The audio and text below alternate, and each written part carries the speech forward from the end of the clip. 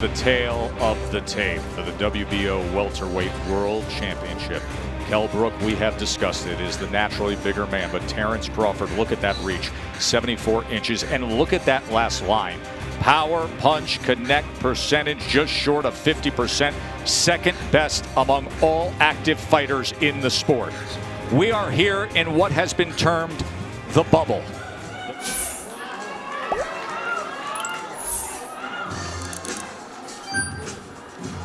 Okay, here we go. Okay, gentlemen, you both received your instructions in your dressing room. Okay, right here is good. Right here is good. I want a good, clean fight. Obey my commands at all times. Above all, protect yourselves at all times. Let's go. Terence Crawford again fighting not just an opponent, but the critics, the business of boxing, as he would simply tell you, the constant haters, those who try to debase his credentials, questioning who has he really fought instead of looking at how he fights, what it looks like when he fights. The guy who's opposite him right now, Kell Brook, is a believer in how it should be done. Take the toughest fight. By doing that, he became a world champ once, and he had titanium fused to his orbital bones twice. Now he's refreshed. Can he do what no other fighter has, what 36 have failed at? We find out now. Round number one, and Dre, I offer you this. Among all the analysis of what could happen in this fight that gives Kell Brook hope is that Bud Crawford at times has been a slow starter. In fact, Dre, the fight we did against Egis Kaviaskis, Egis outlanded Crawford total punches over the course of the first 3 rounds. What should be Brook's approach early on? Well, he can't get reckless, but he needs to start fast, start picking up that jab. I think Brook is realizing right now that Terence Crawford is a lot longer than he realized, and the space between, where he is now and actually hitting Crawford is a lot further than he realized. But yes, coming off 11-month layoff, being, a slow starter historically, the first few rounds, Brook wants to win those.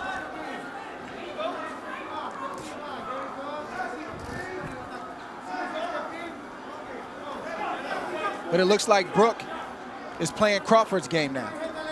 He's watching, he's studying, and I don't think he can outthink Crawford.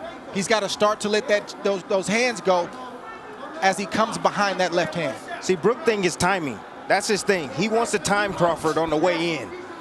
Brook also has a great jab, a sharp jab, a strong jab. And you can see Terence Crawford trying to figure out how he can land his jab without getting hit.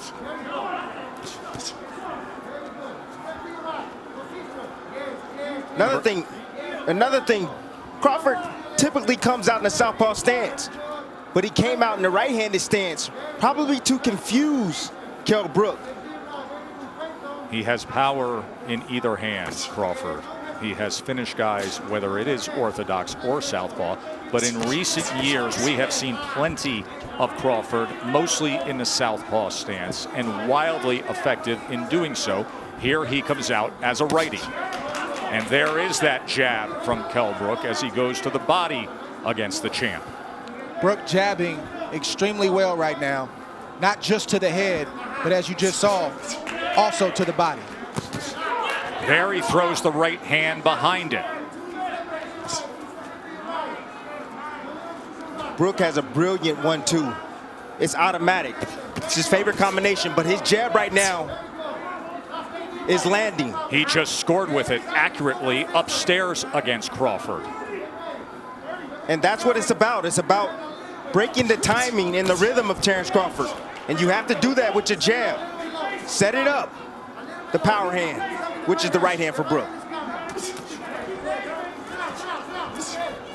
Crawford looking to close that gap as he goes southpaw for a moment, doubles up the right-hand jab, and then comes with a left. Good exchange here as he switches back to righty.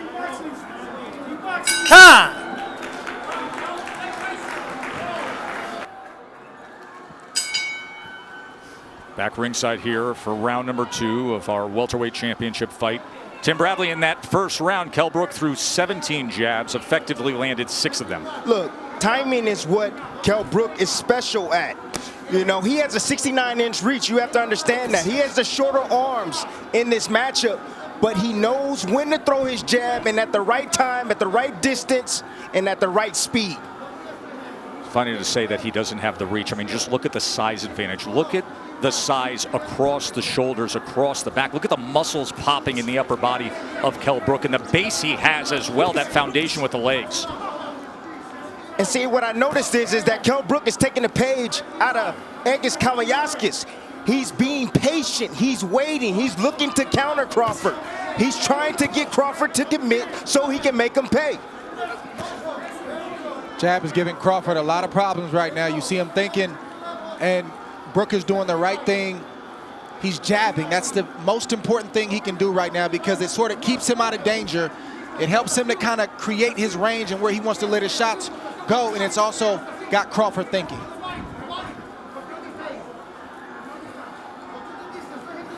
The fight's going to get interesting if Crawford is able to make adjustments. I've seen Brook have a great plan A. He's got a great boxing ability, but when fights get deep and there's time to make adjustments, like in the Spence fight, I don't see him make that adjustment. We've seen Crawford do it in the past. He's going to have to do it right now because plan A, Brook has the advantage. Spence fight happened in May of 2017. That was the last time Brook fought at this 147-pound limit. He was fighting brilliantly, and then Spence got to him with the power and scored an 11th round TKO with a broken left orbital bone suffered. You also want to see how Brook takes the shots of Crawford as he starts to land clean, flush shots.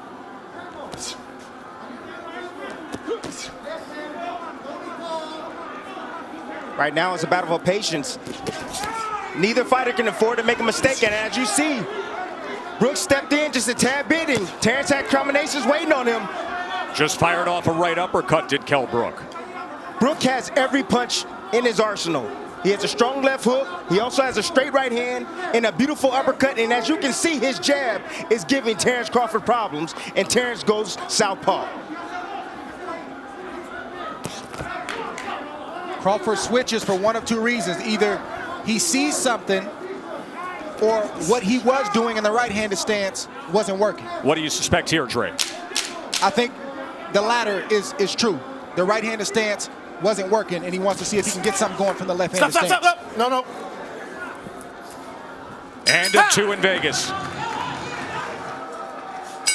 Joe, Tim, and Dre with you here in Vegas. Round number 3 of the championship fight. According to CompuBox, Bud Crawford opponents land just 21% of their total punches. That is number 1 in the world among welterweights. So far tonight, Kell Brook is landing 36% of his punches against Terence Crawford. So don't think that Kell Brook is worried about Terence Crawford going southpaw. He's not worried about that at all because he's used to that. He comes from the Ingles gym. He's used to seeing switch hitters in his gym, guys that switch from orthodox to southpaw. It's nothing to him.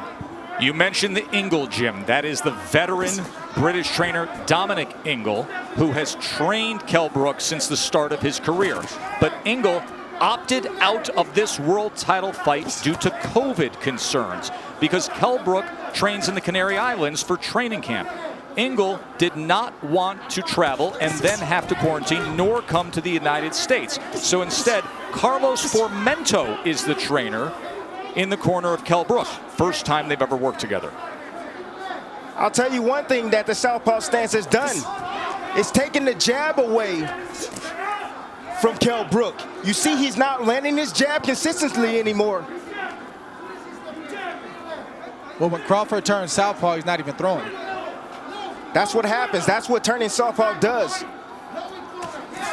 But it does allow you to land a right hand like Brook just landed on Crawford right now. The right hand hands-free. can be the best weapon against a you. southpaw. And of course, when he is in that lefty stance, you will see that right hand of Bud Crawford, as it is right now, hanging right over the front of Kell Brook. Listen, Crawford has the reach advantage, but he's going to have to close the distance on Kell Brook. He told us in the build-up to this fight that Brook can't fight mid-range and in close. Right now, Brook is winning the battle from the outside.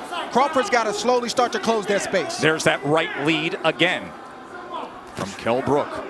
Minute to go here in round 3. Pretty good start for the challenger, the former IBF welterweight champion. The guy who says he's rejuvenated. 3 fights since he lost the welterweight championship to Errol Spence. That's how Errol Spence had success against Brook. He closed the distance and started to bully Kell Brook. He started to fight him in close. Brook fought back valiantly, but he really didn't have any answers for that. See Crawford having his moments there. I see some swelling already. Some swelling already on the right eye of Terence Crawford, in the right hand, right down the middle that just lands for Kell Brook. And there's a right hand from Crawford. Way to answer that right hand.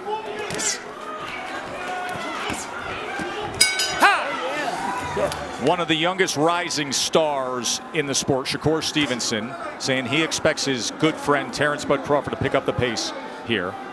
CompuBox has Kell Brook 24 of 99 punches, Crawford 25 of 93. Shakur Stevenson will fight December 12th in this ring against Toka Khan Cleary. Shakur, the recent featherweight champion, now contending at 130 pounds, looking for a showdown for a belt here. Round number 4. Crawford has to continue to get his lead foot outside the lead foot of Brook to have success with his offense. That will put him in a safe position to let his combinations go. Beautiful right hand. And the champ gets to him. Get over here. Just like that. Get over here. Terence Bud Crawford hits the 6, gas. 7, 8. Come to me. Come to me. You all right? Yeah. Give you a chance. One of the best closers in the game. 27 knockouts in his career. Do we have 28 right here? This fight is over. Thundering in. Look at Crawford. Vicious attack to close it. No. And he stares him down. Okay. No. With his family here, his wife Isha, Miss Deborah, his mom, he does it again.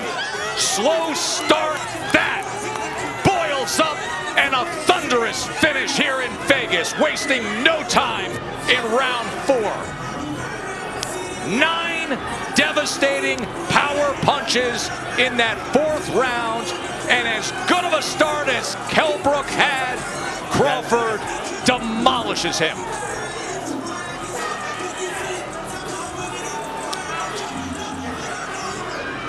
That's why this is called a 12-round fight. Slow start, but great finish. Great finish. You got to account for that 12-month layoff for Terence Bud Crawford. Kell Brook just said to his corner, what happened? Bud Crawford just happened. Fellas, I said I wanted to see what Kell Brook does when he tastes the power of Terence Crawford. Well, we just got our answer. There it is.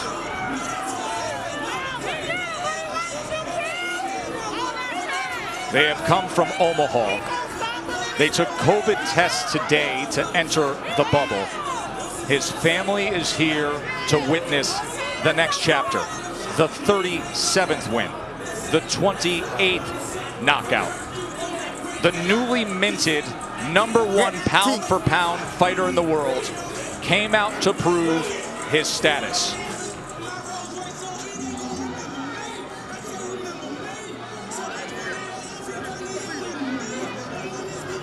What do we say that he told us yesterday? That this is the hurt business, that you don't play boxing, and he would show everybody.